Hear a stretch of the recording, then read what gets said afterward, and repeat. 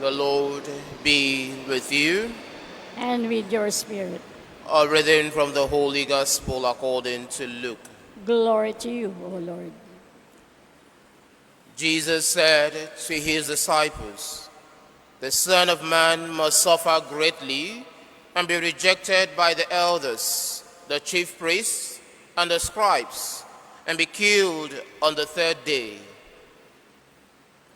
And on the third day be raised."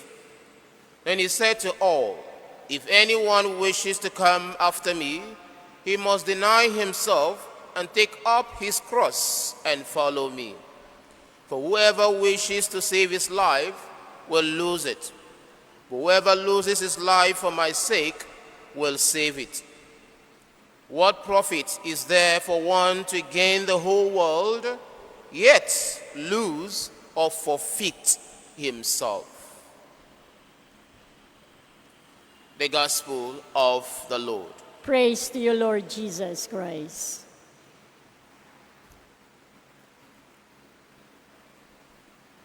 If anyone wishes to come after me, he must deny himself and take up his cross and follow me.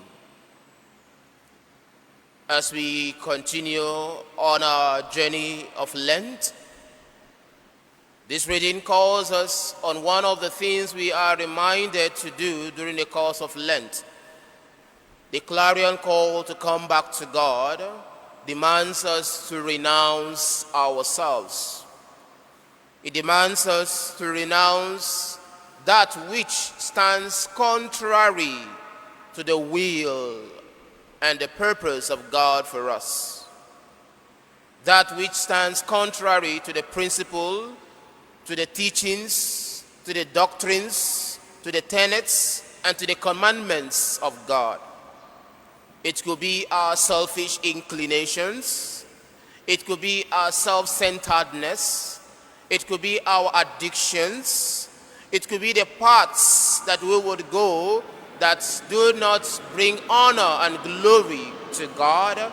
It could be the choices that we make or the decisions that we make that do not bring glory and honor to God or do not even better the life of the common good, the life of the society, the life of our families.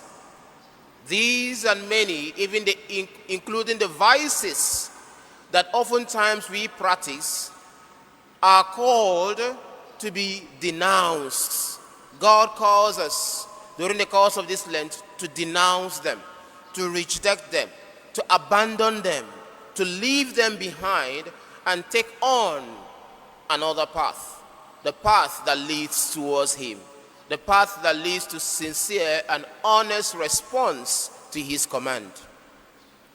And this path, my dear brothers and sisters in Christ, as we hear in today's gospel, tells us that it comes with carrying a cross, or it might even imply crosses.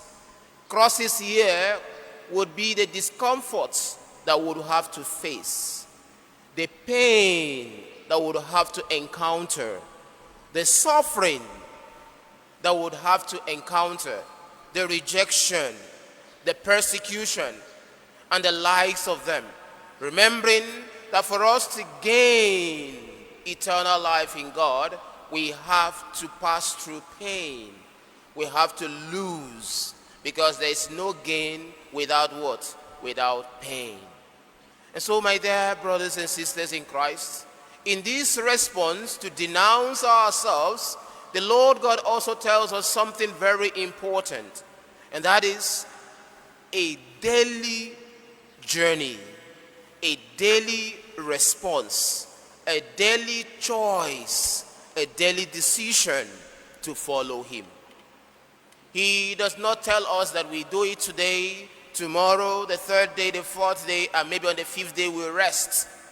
But it has to be a conscious, committed journey back to Him in renouncing our very selves.